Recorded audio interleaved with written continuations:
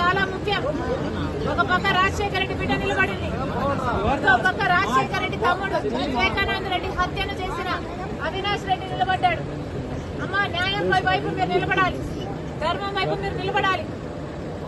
ఈ బిడ్డను చూస్తున్నారు మీరు, వాళ్ళ నాన్నను క్రూరంగా హత్య చేశారు. అయినా కూడా వాళ్ళకే ఇచ్చాడు జగనన్న గారు టికెట్.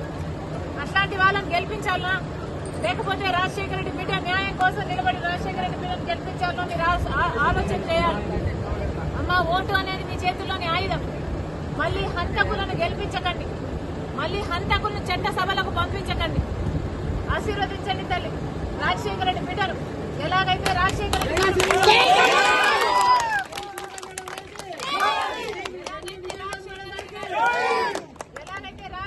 గారు మీకు అండగా నిలబడ్డారు, వివేకానంద రెడ్డి మీకు అండగా నిలబడ్డారు, మీకు సహాయం చేశారు. నేను కూడా గెలిపించండి, మీకు అండగా నిలబడతా, మీ మనిషిగా మీ బలం అవుతా. మీరు ఆశీర్వదించండి తల్లి. హస్తం